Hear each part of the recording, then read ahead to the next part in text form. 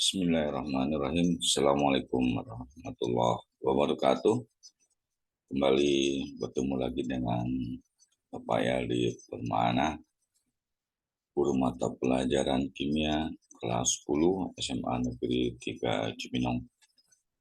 Kali ini saya ingin membahas atau menjelaskan tentang ciri-ciri reaksi kimia. Tujuan daripada pembelajaran ini adalah mendeskripsikan ciri-ciri reaksi kimia. Namun sebelumnya kita harus tahu terlebih dahulu apa yang dimaksud atau pengertian daripada reaksi kimia.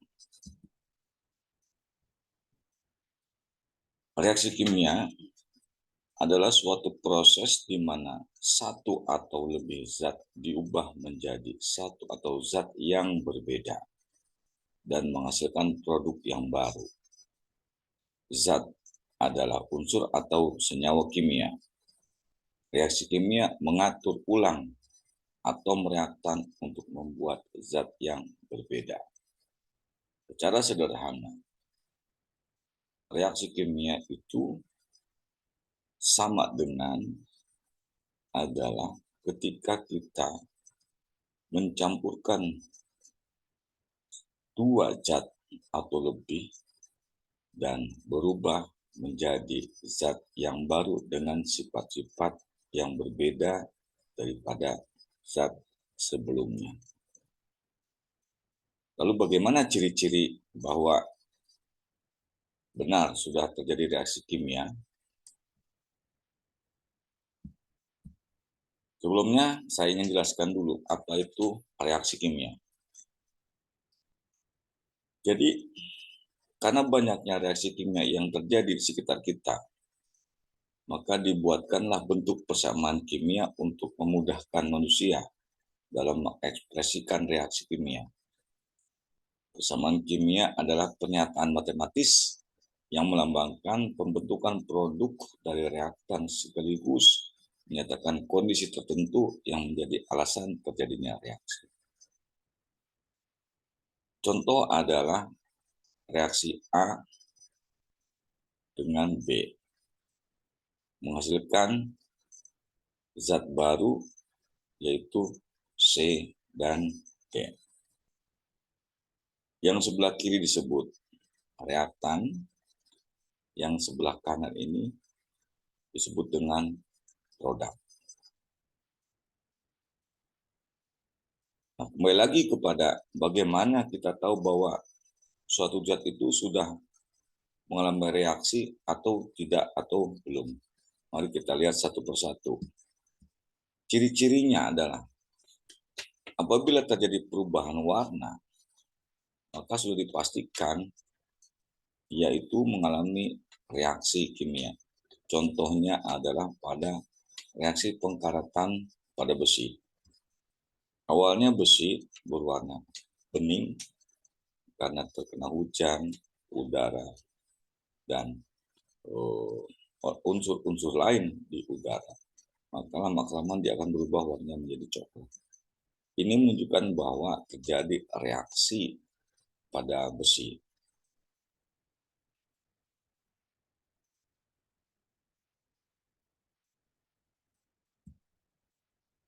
Ciri yang kedua,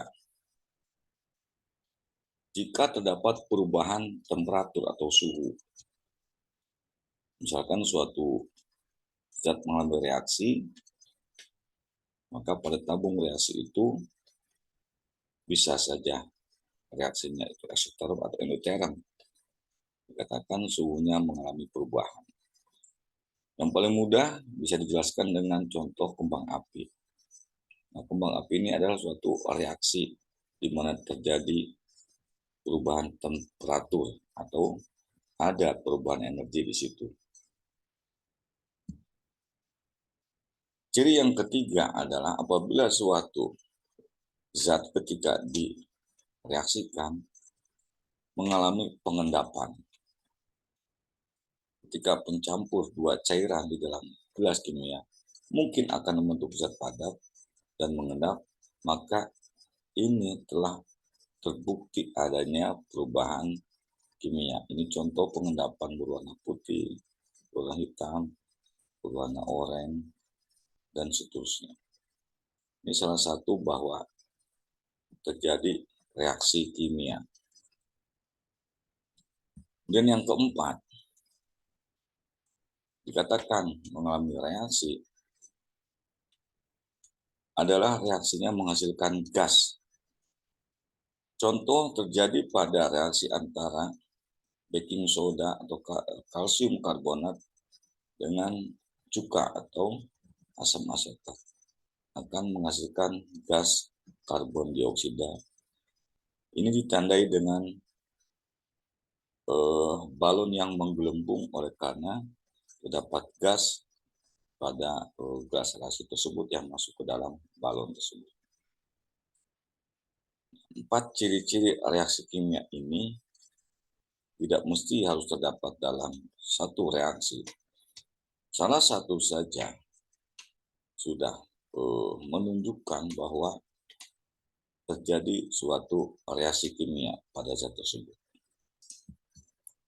Jadi sederhana sekali apabila kita ingin menyatakan bahwa apakah sesuatu itu mengalami reaksi atau tidak, maka tinggal kita lihat saja ciri-cirinya. Apakah dia mengalami perubahan warna, ataukah mengalami kenaikan atau perubahan suhu, ataukah mengalami pengendapan, ataukah menghasilkan gas.